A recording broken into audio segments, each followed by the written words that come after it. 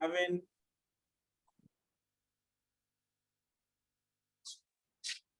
we are supposed to be having some responsibilities that we need to adhere by when we are using the cyberspace.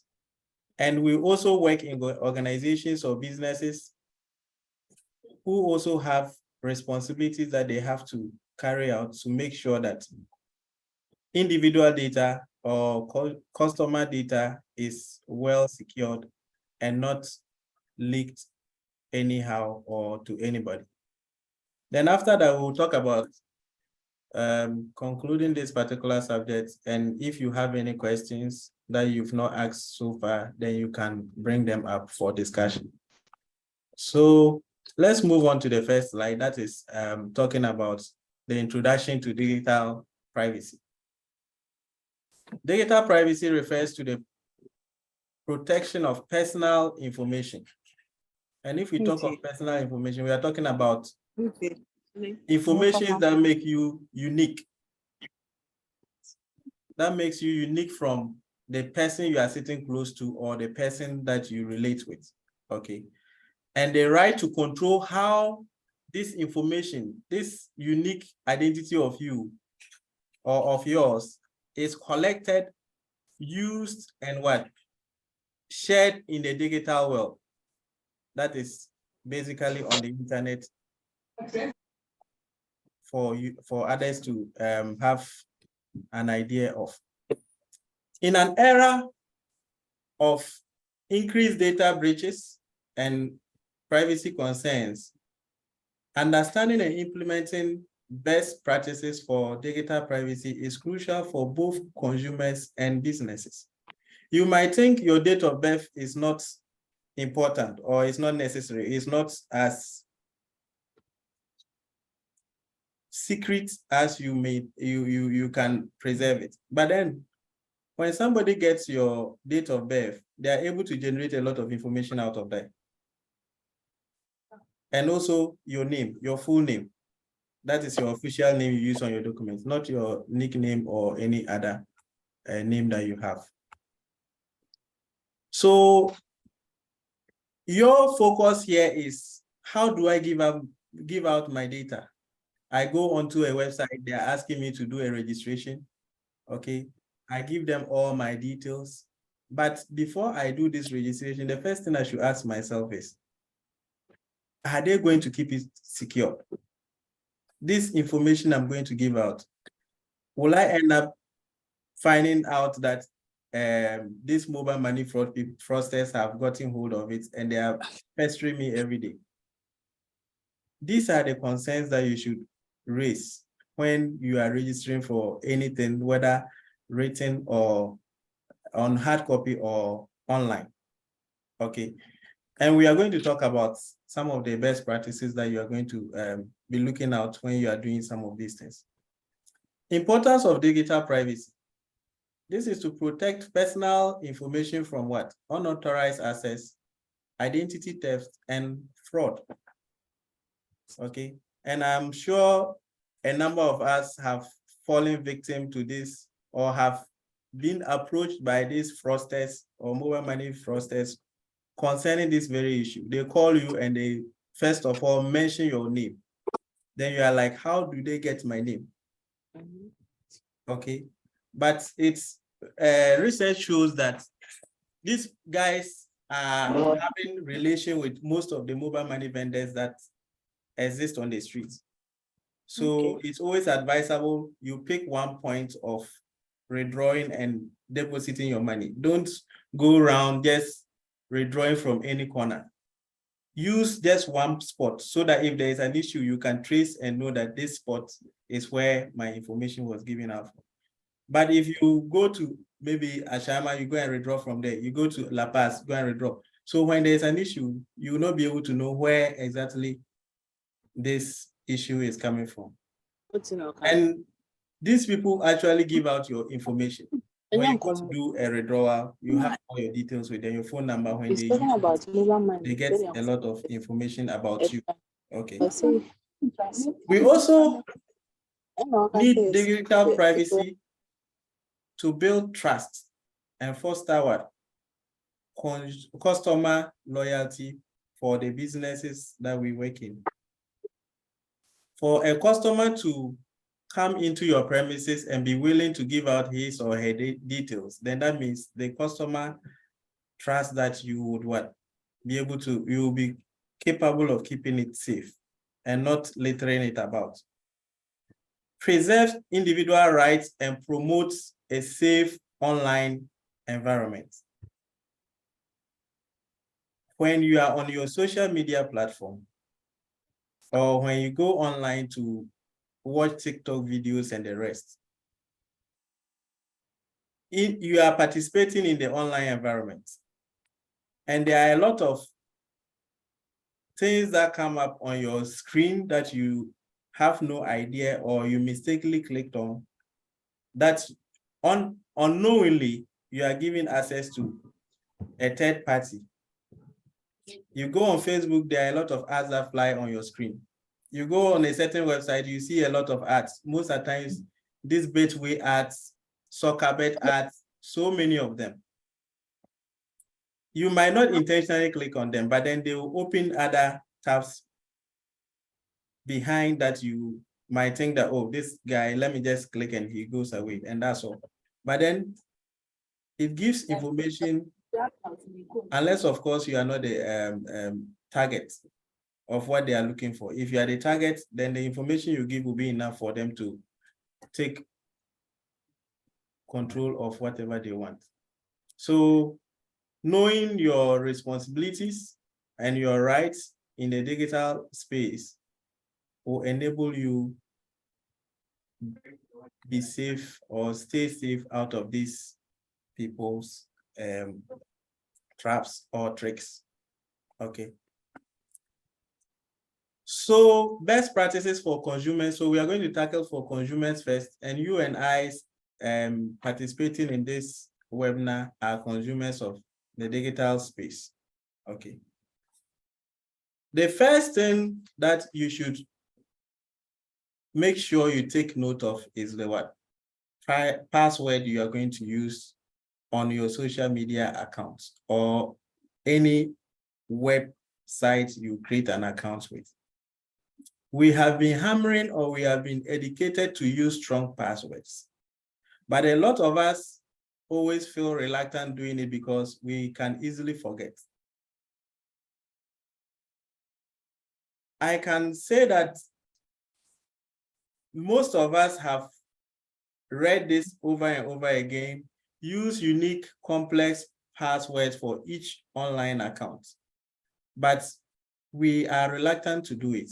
Why? Because we are afraid to forget the password and get kicked out of that site, or struggle to log in, or struggle to go through the reset process and all that. But it's good if you go through the hassle of creating a unique password and making it very complex enough for yourself. These passwords must include uppercase and lowercase letters, numbers, and special characters. So if you create a password that is all uppercase, it's not strong enough. If you create one that is lowercase too, it's not strong enough. It has to be a mixture of these characters, or it has to be a mixture of these things. Okay. Consider using a password manager. And here is the instance where I think a lot of us, if you assess yourself and you see that I cannot keep my passwords and create each strong password for each account I have, I think using a password manager will be the ideal thing. Okay. Though it's not should I say, it's not the ultimate thing, but then it comes in handy and it helps maintain individual passwords or individual strong passwords for all your accounts. Okay. And it gives you secure and strong passwords, and it can generate password for each account that you have. Example of these password managers are NotePass, RoboForm, and 1Password. These have pro versions that you can subscribe to, and they also have the free version that you can use. But one advice I would give you is, if you are using this, the best option is to try and subscribe for the pro version. They are as low, or should I say as less price, $1, $2 at most. Okay, and with notepads like this, they have a family one which has more accounts that you can subscribe to, and it's like $2.99 or so. So you can just subscribe for it, and you are sure that your passwords that you generate are stored in a secure manner. What they do is, these companies do not have access to the passwords that you generate in these applications. Okay, so when you are signing up, they ask you to generate a master password. For all password managers, they have a master password, and this master password is the one that you use to recover your password in case you have an issue with the app. But if you forget that master password, which is just a single password that can be set by you yourself, then you have an issue, and even the company that you have signed up to will not be able to retrieve your password for you. Okay, so you have to make sure that your master password, you keep it very safe, and don't just set it and forget of it, because those passwords that they will help you generate would not be accessible if you don't have the master password after there's an issue. Okay, I have listed some of the weak passwords, there's normal password, and the strong ones in the slides. So you can see that accidents,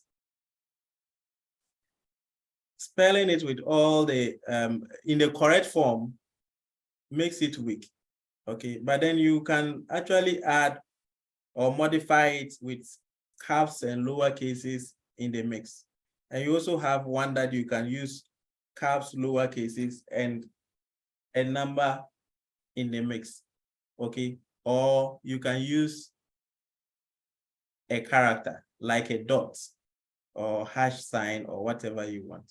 Okay, so this is just for you to see how you can go about creating strong password on your own without using a password manager or a password generator. But if you still want to go the way of using a password generator, when you just download and sign up for an account with them, and make sure you keep your master password, you'll be able to just click on generate, and they'll give you one that has all these factors considered. Okay. Then another item that you should look at as a consumer is the two-factor authentication. So as a consumer of, let's say, Facebook, WhatsApp, and all the other popular sites that you can think of, they have incorporated these two-factor authentication mechanisms or methods in their privacy or in their settings, to make sure that before you get access or somebody gets access to your account, your phone number is sent a certain code that they call the one-time password. Okay, and that is what we call the OTP. And this prompts you anytime there is an attempt on your account to either log you in to another device when you are not aware or when you are aware, and just to prompt you and let you know that this activity is happening. Okay, and if you haven't done that for most of your accounts that you have, it's advisable you go through them and try to see if they have two-factor authentication feature. Mostly they use the 2FA or the two-factor authentication as the settings name.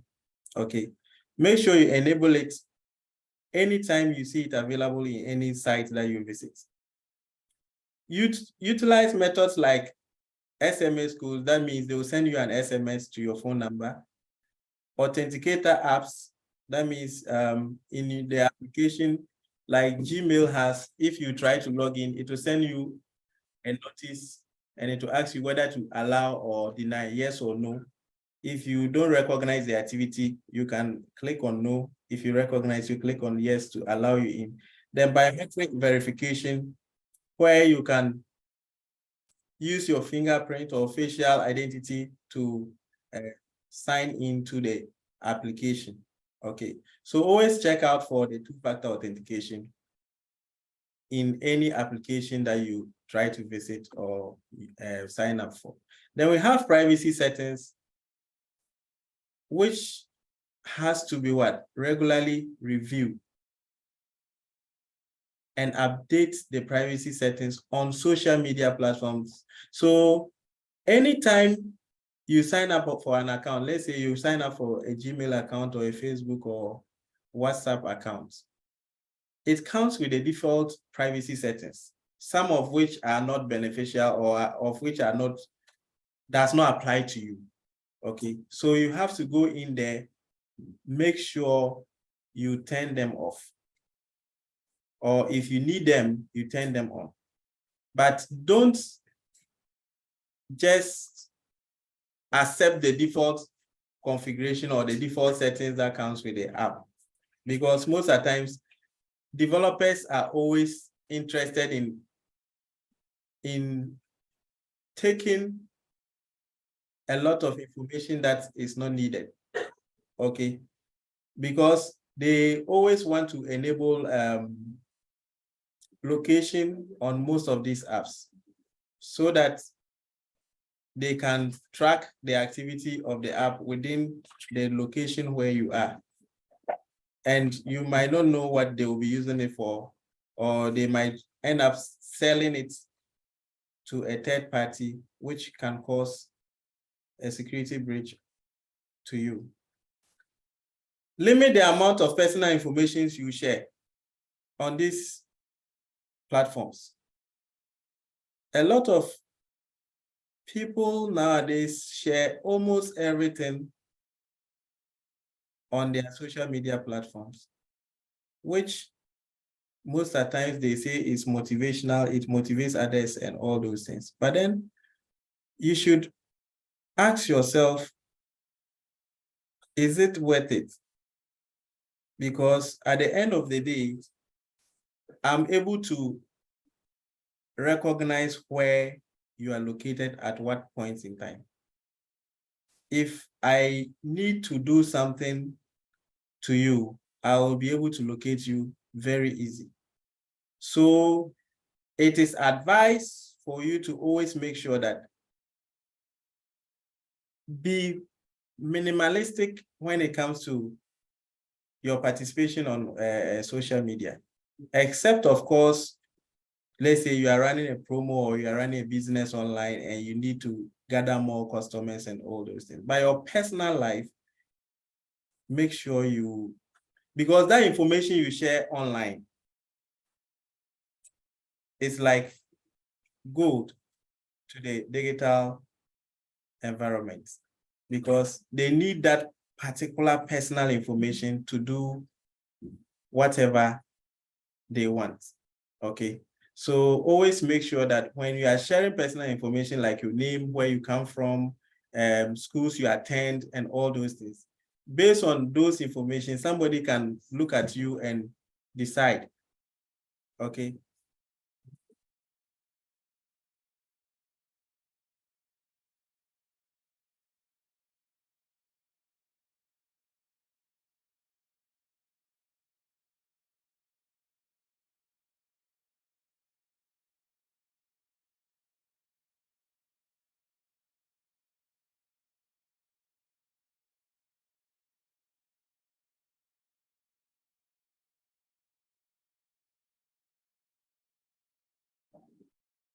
Okay.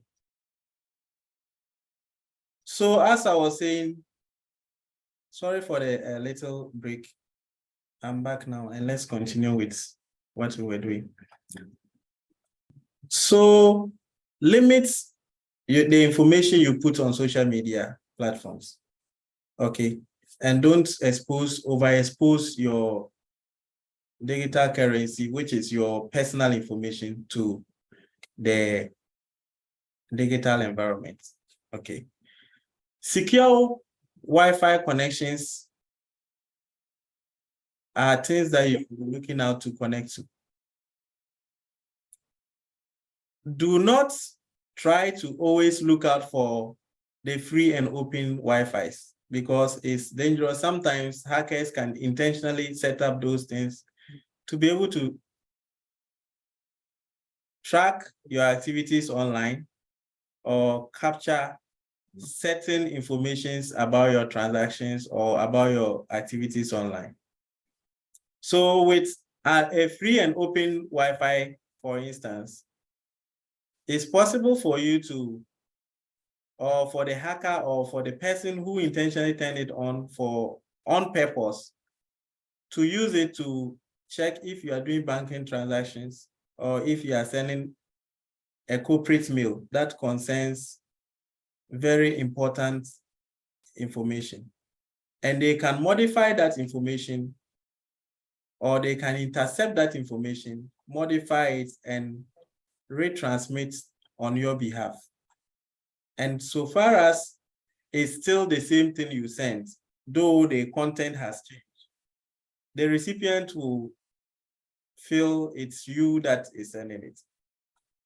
That's because you are using an open and not secured Wi-Fi.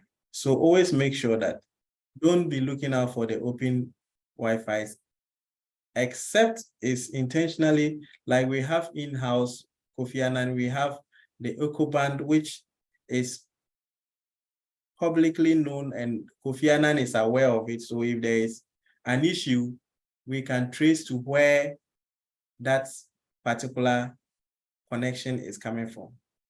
But imagine you come in here and you use any other person's free and open source or open connection, Wi-Fi connection, then you have an issue. Who do you go to ask?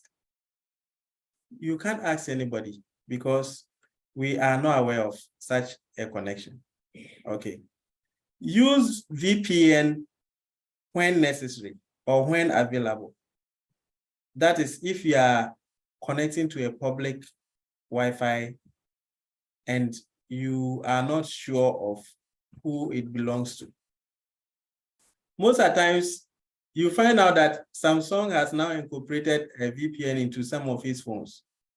And because turning it on, sometimes we feel it slows the internet or it does not make the connection smooth, we tend to do away or do without it. But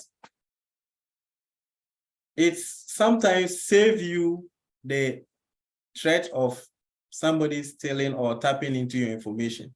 Okay, so it's advisable that if you have a VPN connection, or if you have set up a VPN connection on your phone or on your laptop, make sure you use it in cases where you don't trust that particular connection you are on. So if it is your personal device, you go to Vodafone and buy your own Wi-Fi, or you go and buy your own router and you're using. That you can trust that that is your device. But if you come to Kofi Annan and you see a lot of them and you just decide to connect, okay, especially the open ones, and you want to do a lot of private or personal things on it, then you should be very, very much alert to the consequences that you can bring upon yourself. Okay, so try and always look out for these things. Have a habit of being safe online. Do not come online searching for cheap and free things, because in Ghana or in any part of the world, there is nothing free. Okay.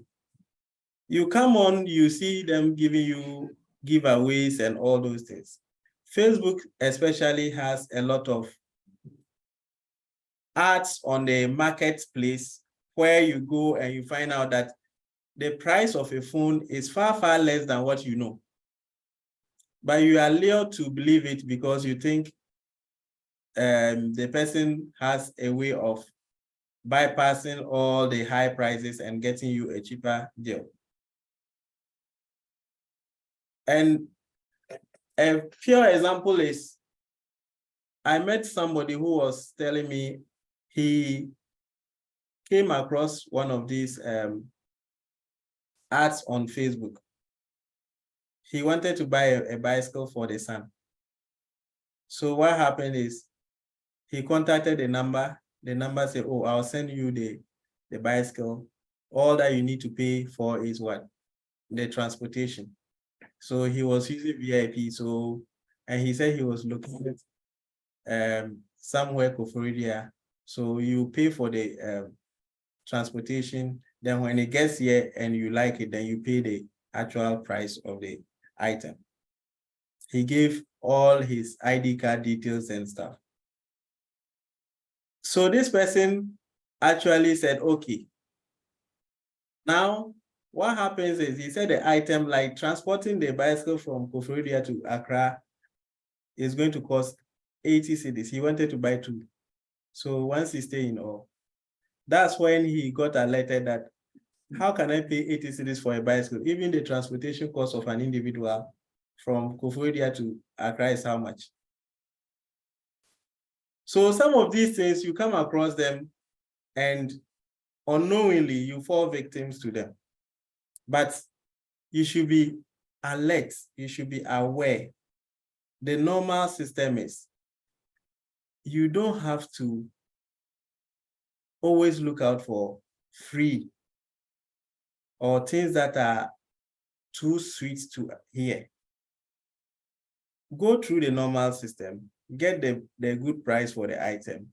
It shouldn't be so much abysmally advertised. So you go and you want an iPhone and they are selling 8,500 when it's an iPhone XR. Then you think maybe it's a good price, XR with 256 storage. Then you end up going to buy something that is not worth it. Then you are blaming yourself. By then they have gotten what they want. So when you are online, just always try to look out for the good deals, and you should know how to fish out for the good deals. Don't always fall victim to the cheaper ones. Though some cheap deals are available, but there are just a few of them. Okay. Be cautious when clicking on links or downloading files from unknown sources. And this actually is in the corporate environment. You come in the morning, you come to find out that there is an email. You don't know this email address from anywhere. And they are telling you that you have a salary increment. Please click the link to update your details. You haven't negotiated for any increments. You haven't even thought of it before, but this has come as a mail. Then you go, because you are interested in such a subject, you go providing your details. At the end of the day, when you submit, then you feel that, oh, I've done something. But unknowingly, you have given away your details to somebody that you shouldn't give it to. The best practice in this sense is, when you see such a mail, try to investigate. Okay, try to investigate. Just last weekend, should I say Saturday or Sunday, somebody was using a Gmail account. So what he did was, let's say if Mr. Bafo is the boss of NIA, okay? So everybody knows that this is the personality he is. So he went and changed the name of that account to Mr. Bafo. But the email address is in a different form. So if the email address is akosia@gmail.com, but the name that comes along with the email is Mr. Bafo. So he sends this mail, okay, I am having challenges with my banking system. So please, can you send me 430 Ghana or 450 Ghana to sort out some agent transactions? I'm in a meeting right now, so that's why I couldn't call you. So you see such a mail or you see such an SMS to you, and you are in a hurry because you know the name that came along with the email. You know that it's Mr. Bafo, you know who he is. Without even texting back or even going to the person's number and trying to contact the person, oh, did this actually come from you? But you just get up, carry money, go and send. So some people fell victim last weekend to that. And I was just perturbed as to how somebody will just see a mail because you feel that the person is somebody that can never come to plead with you for such a support, but how it prompted you to ask without even following up or doing a follow-up of whatever support the person was seeking. Okay, so later they got to realize that it was a fake mail because when you look at the email address, it doesn't match with the name. So always make sure that when you get a new mail and the mail is not something that you initiated, okay, you are not the one who sent requesting for information. Maybe the person is bringing a new deal to you, okay? The person is contacting you for the first time. Try to do a thorough check before you attend to it. There are sometimes I get mails, I just look at the name and the email address, then I will never touch that mail. Because if the person that is supposed to be the sender of that mail is very much interested in the mail, they will come forward, they will do a follow-up. But that does not mean that when you see, let's say abc.com as a company and you haven't dealt with them before, and maybe this is the first time they are trying to initiate a communication with you, you should just ignore the mail. Try to be reasonable in your checks. Try to check and make sure that this is actually a true mail. It's not a phishing email targeted at you or anybody or a group within you, okay? Avoid oversharing personal information online. Again, I have repeated it. Don't go sharing all your private information online because you feel that these informations are available anyway, anyhow. Please keep it secured. If it must be shared, it shouldn't be from your end. You shouldn't be the person that is distributing it, okay? Before you post anything online, check to see if what you are posting is true. Don't just post because it has come to you and it sounds nice or it looks nice. Ask yourself whether this is harmful. Ask whether it's illegal or it's legal. Is it necessary for you to be the person to repost it? And will it be harmful or hurtful to somebody? Try to ask these questions before you go ahead and do any posting.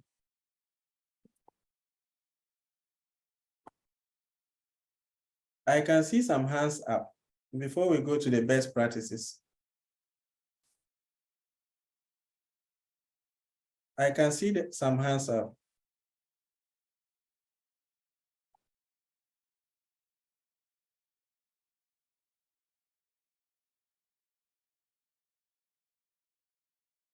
Please, whose hands it? I can't seem to. Okay, iPhone, Lucinda Kumsin. Can you speak? Or it's a mistake? Okay. So let's go ahead to the business best practices. So as a business, what are some of the best practices the business should be focusing on, okay, when it comes to digital privacy? Businesses are created to collect information which will aid them to carry out their daily activities. And this information, majority are from the consumers, which they term as customers or employees, okay? And they have this data in their system that they work with, okay? Make sure that as a business, the information that you collect or you gather from your clients or employees are information that are necessary for what you want to use it for. Do not go collecting the person's whole generational information, okay? You go and you're asking of the person's grandfather, asking grandmother, when you know that these informations are not things that you ever want to use, okay? Try to collect information that are relevant to what you want to use that particular data for. Okay, implement policies to securely dispose of data when it is no longer needed. Okay, some data, or should I say a lot of data are available in companies' systems. They are struggling to keep it because they are in the paper form, okay? Though we are saying we are going paperless, but you still see a lot of paper in business or in organizations. These paper form informations are things that they are difficult to keep. So if you go through these paper form informations, you find out that at least 40 to 50% of them are not necessary. There are things that have happened, let's say 15 years, 10 years, 8 years ago. And most of them are even one-time transactions or one-time something that just happened. And you are still keeping that record till, what do they call it? The world ends. Because you haven't taken your time to design a policy. Even if you have designed a policy, you haven't implemented it thoroughly. Policies are supposed to be implemented. Okay. Do not design a policy which looks nice on table, but when it comes to implementation, then it becomes a different thing. You have to make sure that your policy that you are designing meets the challenge of the day and the challenges that you foresee ahead. Okay. So you are designing a policy that is for registration of new businesses. You should be able to take just a few that you can get a lot more from.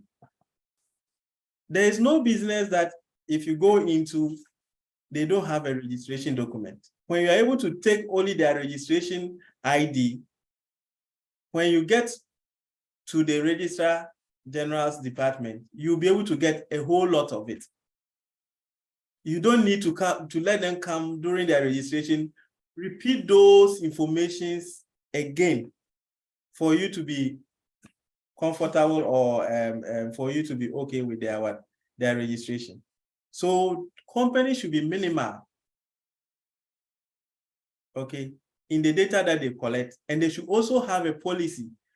So what if we don't longer have a partnership or we don't have a business to do? How do you dispose of the information I've given to you? Do you still keep it and leave it? Maybe one day somebody goes through your trash can or goes through your storeroom and go and see information concerning my company and start to use it against my company. Is that how it's supposed to be? You have to make sure that you share the policy with the company that you are dealing with, or you share the company, the policy with the individual, so that if the person is okay with it, then that's good. if the person is not okay, he or she makes his or her inputs, you take it into consideration. Okay. But going forward, make sure you have a policy or you have implemented a policy. Okay.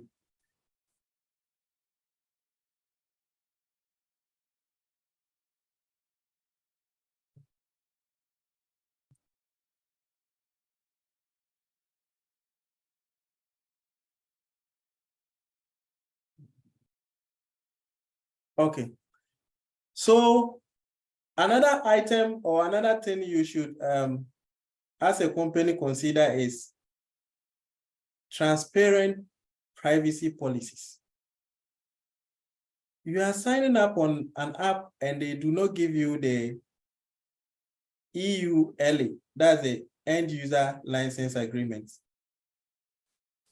And you just go on, click on register, you sign up. They don't ask you, are you going to allow this permission or are you going to deny this permission? This is the reason why we are taking this permission or denying you this particular thing. Then you just go ahead and use the app, knowing that in the registration process, you gave out your information. Every app or every company that designs an app must include or must clearly communicate how the customer data is what? That it has collected is going to be used and shared if possible.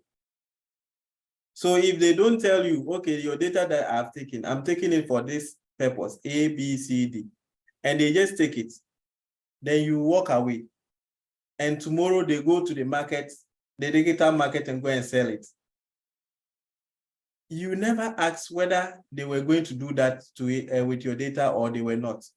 Okay, so you have to make sure that the company, if they don't give you a clearly stated data on how they are going to use your information, make sure you ask for it. Make privacy policy easily accessible when written in easily accessible and written in plain language. So when they give you such a policy, you should be able to read and understand it. Don't read and get confused. It's not a technical script, or it's not a technical document that they'll give to you and you read and not understand. Make sure whatever they give to you is clearly stated what they want to do. Okay. So let's look at briefly the other aspects that companies should be looking at.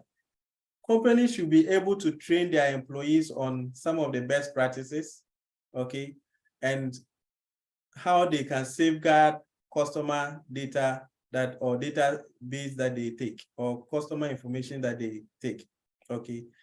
They should establish clear protocols for handling and protecting sensitive information.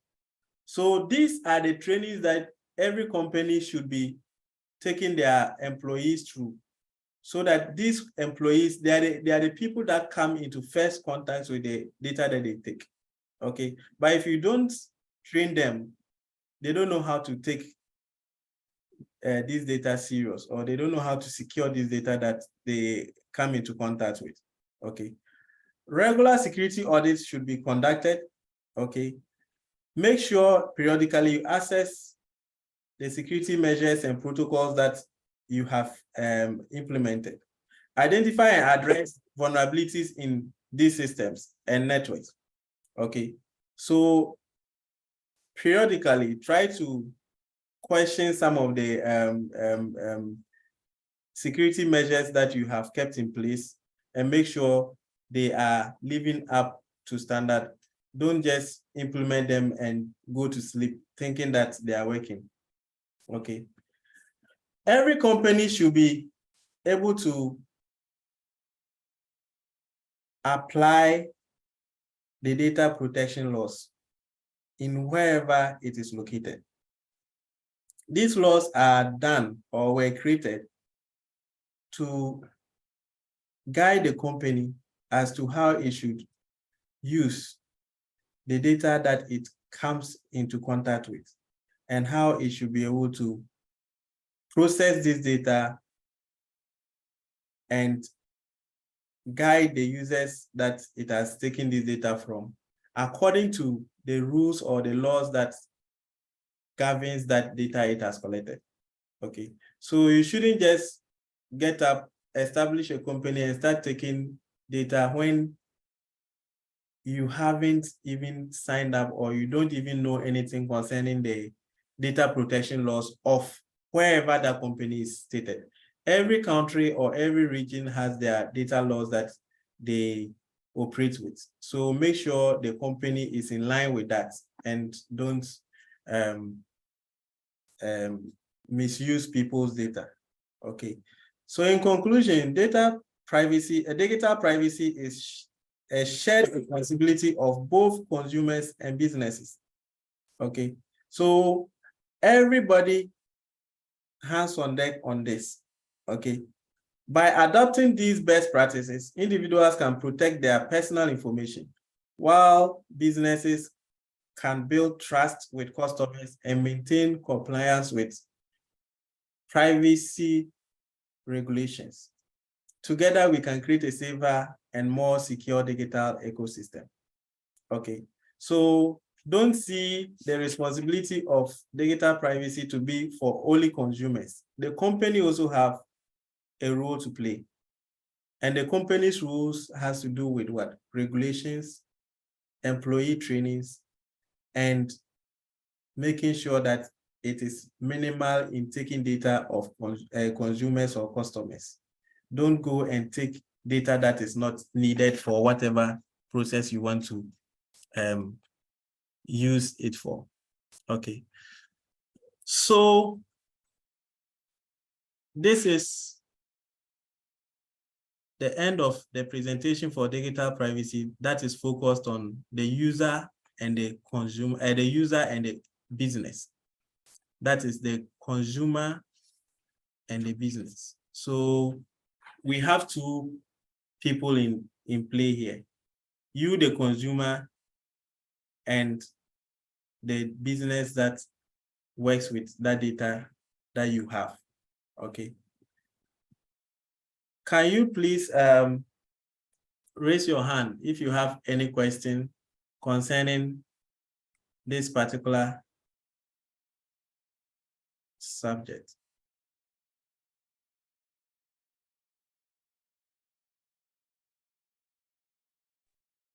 Thank you so much, Mr. Isaac Derrida, for such a wonderful presentation.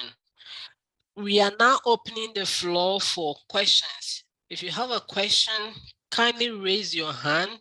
I will call you. You can equally type your question in the chat box and we will respond to it. Thank you.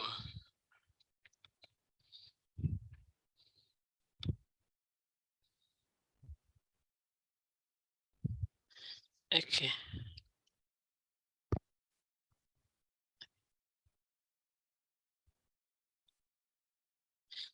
James, I can see your hand. Kindly unmute yourself and ask your question. Okay, thank you very much. I'm James. I'm calling from Johannesburg, South Africa. Okay, thank you very much for the presentation. My question is, a lot has been said, but are we really catching up with emerging technologies? You know, personal privacy and even corporate privacy issues. Are we really living up to catch up with technologies that are coming daily? For example, blockchain, virtual reality, augmented reality. These are all areas where a person's information can also be collected. But are companies and individuals really being made aware of how these things are moving? Because passwords are no longer the issue. Setting up a good password is good, but it's no longer the issue. The real issues are with emerging technologies, AI technologies. Thank you.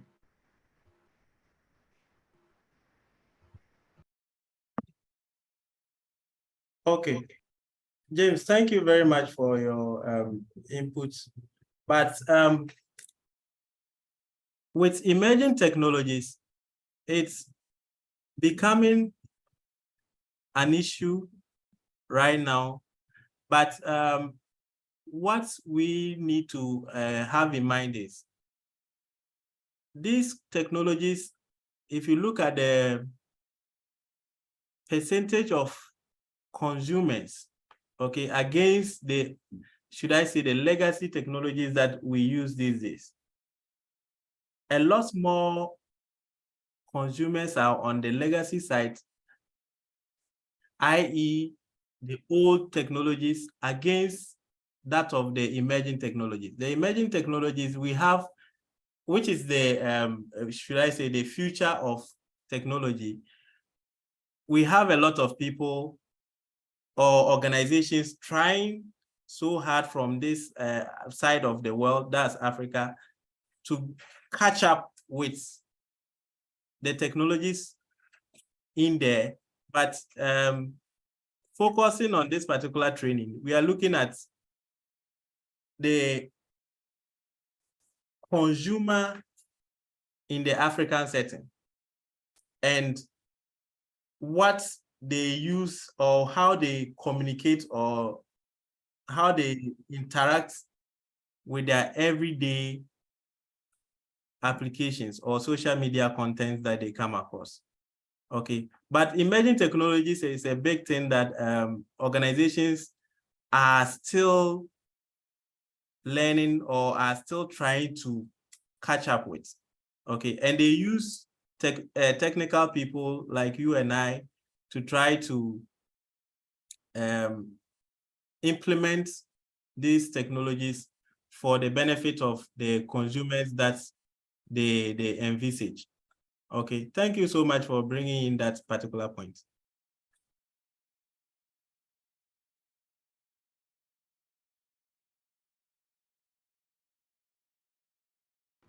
Okay, thank you.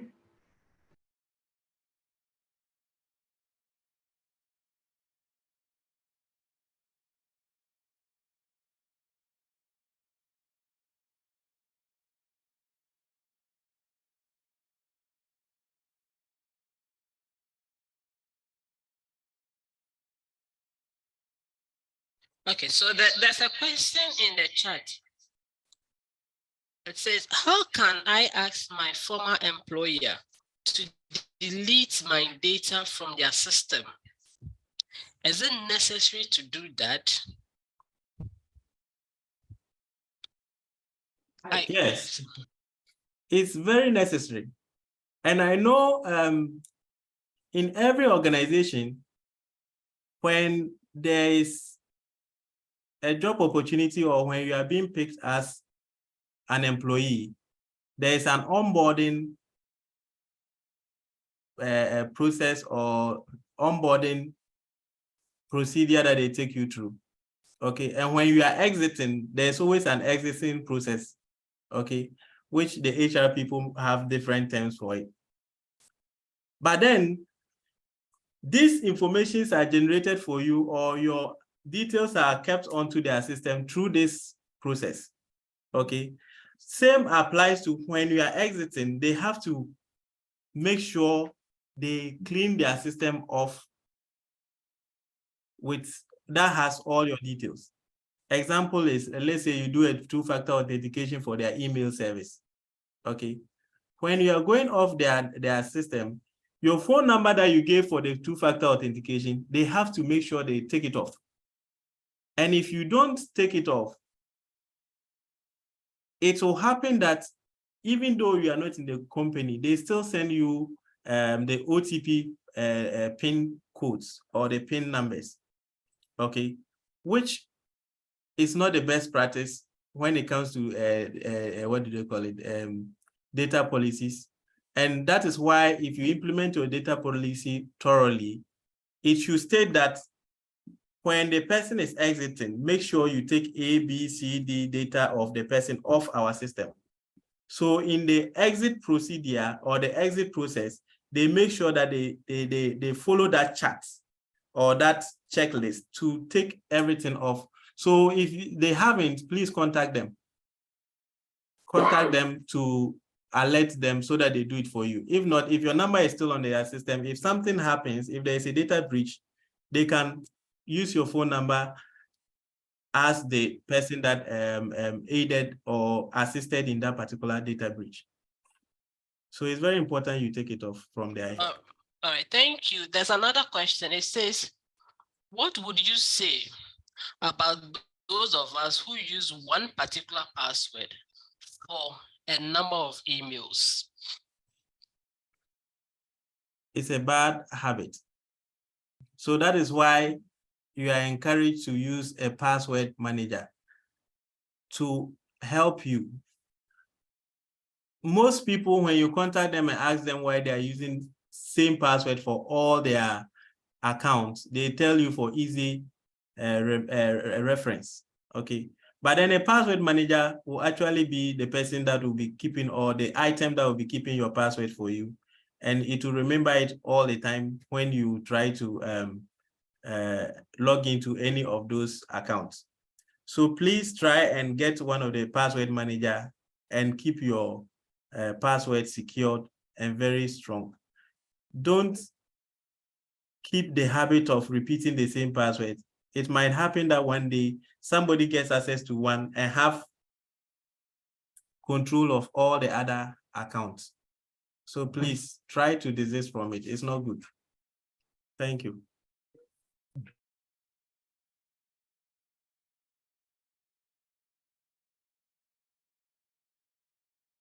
Thank you so much, Mr. Derise. If you have any question, kindly put up your hand and we would call you to talk. We are almost getting to the end of today's session.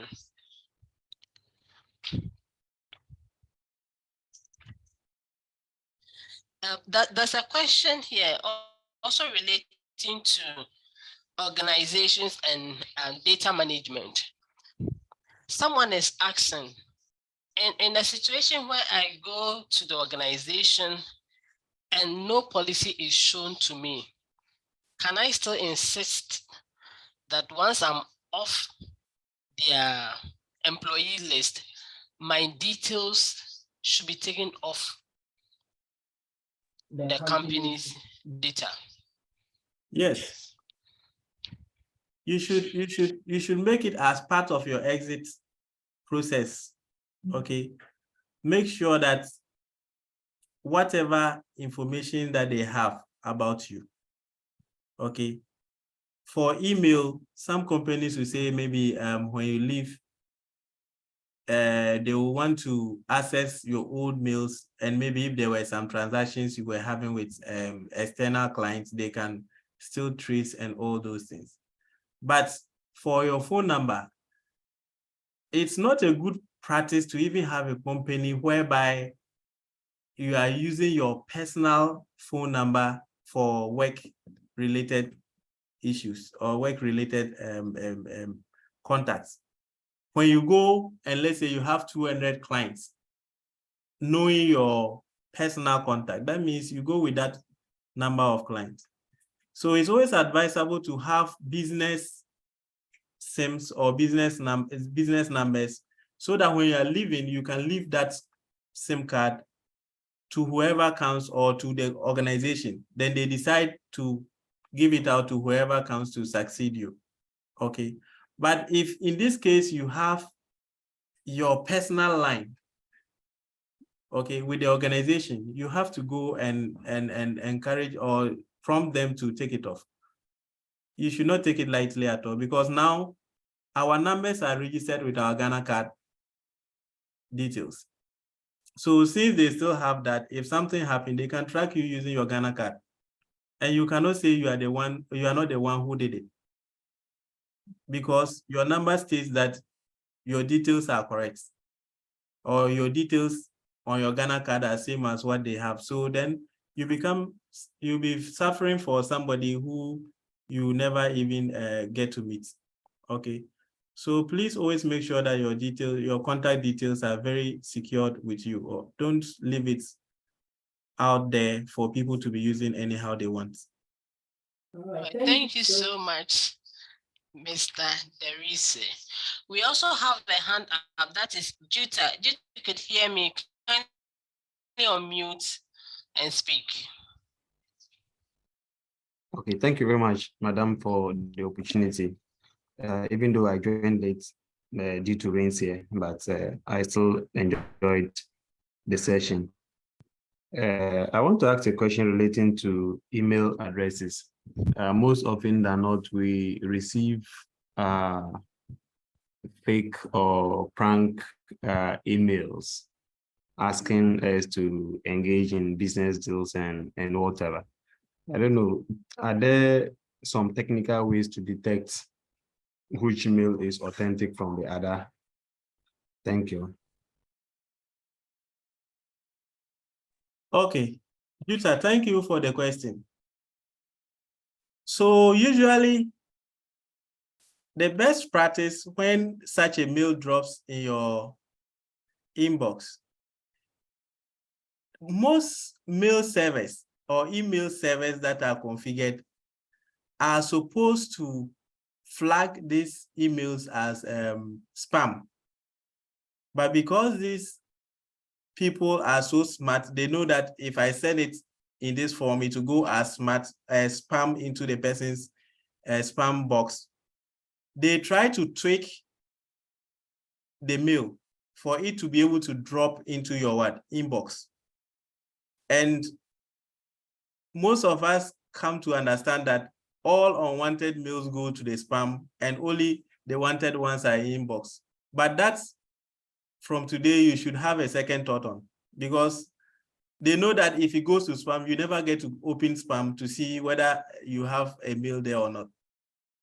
So always make sure that all the emails that comes, if you don't know of the person, or if you don't have a prior information about the person sending you a mail concerning a certain thing, and you find it in your inbox, number one, check the name. Okay, the name of the person must correspond with the first portion of the email. Every email have the first portion being maybe it will be, let's say, abc@gmail.com. That means the first person's name at gmail.com, for example. Okay. But if you have the person's name at, let's say you have xyz.com, or let's say some characters, that does not make meaning. Like we have Gmail, we have Yahoo, we have maybe aiti-case.com.gh, a recognizable institution's name. Okay, let's say the person sends you a mail and say, the mail content states that I am contacting you from maybe the tax, what do they call it? The GRA, what do they call it? The Registrar General Department. Okay, but when you go and look at the latter part of the mail, you find out that it's not related to the Registrar General. It doesn't state anything related to that. You rather see xyz.com. You should know that that particular mail have something fishy. Okay, they have cloned, or they have, and most of the times they can also clone a mail. Okay, you will see the actual person's name. I was watching one video. I don't know whether somebody has come across it. A boss of one of these public institutions or companies was saying that, like, in approving a monthly salary of his workers, he got to realize that they have changed his bank details. Okay, and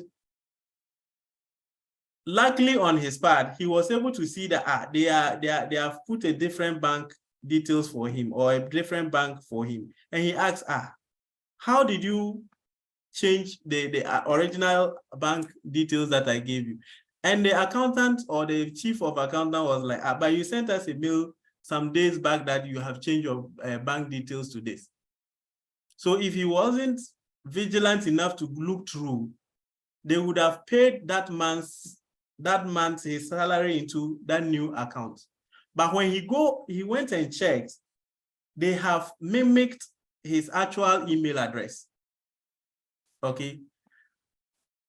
Most people fall victim because when they see just the first and the last name, they know that this is from our boss. So they don't look thoroughly at the other aspects of it. But later on, with this man's issue, when they went to check the email, when they compared his email with the other one, they get to find out that either there is a letter or a character change in the email. So if it is Bedu, they can do BA, then a digit 1 DU. Okay. When you don't look critically at the Bedu, you will think, oh, this is my boss email. So always make sure you look at the email address and be sure you do not find a character change, or you do not, maybe they have mimicked the name from the original name to a different one. And also the domain name of the email should be something you have come across, and it's not having mixed characters like xyz.com or dfw.com, unless of course you have ever contacted such a domain. Thank you. So always look out for that.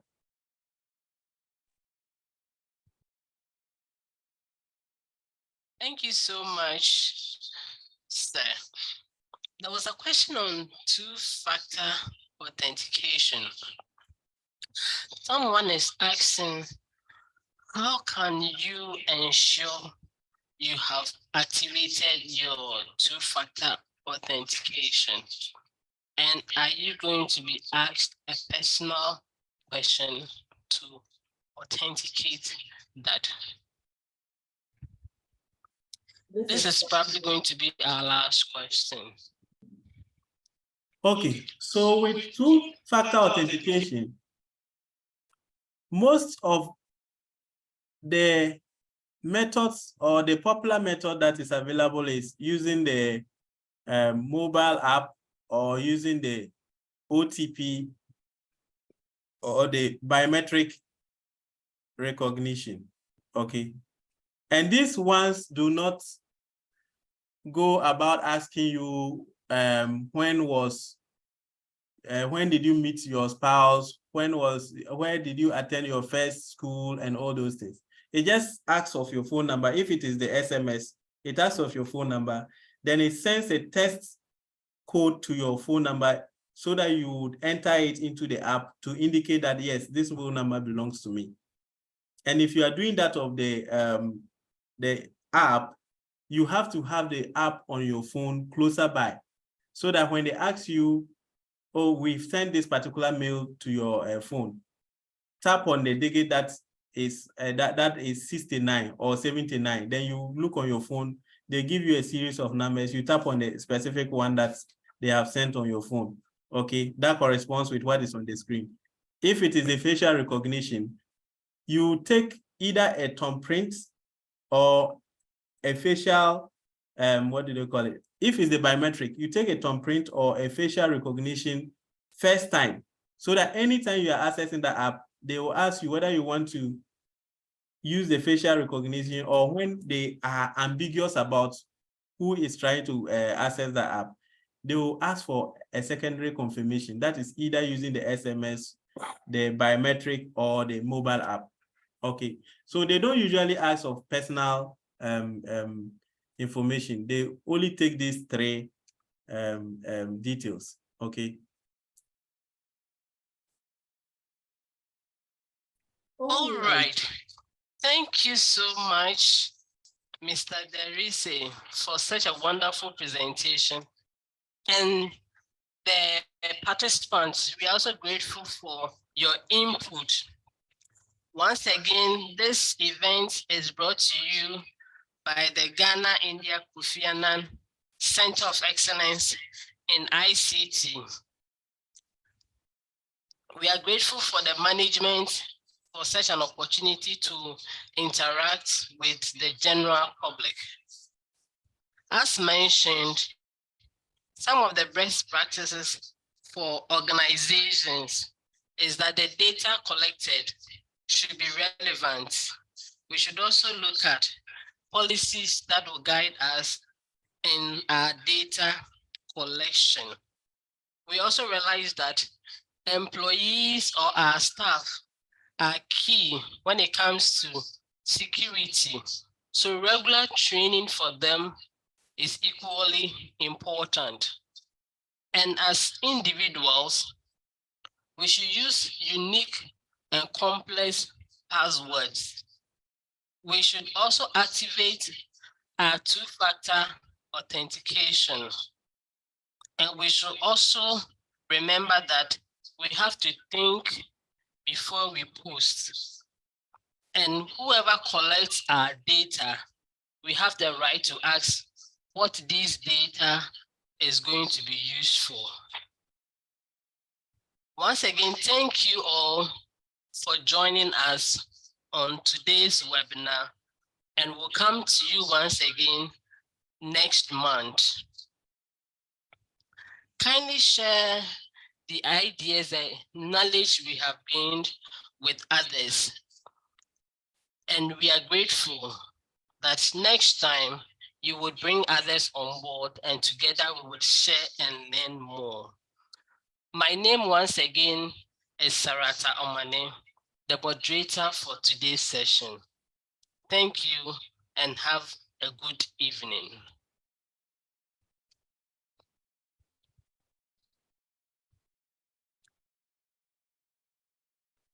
Bye-bye for now.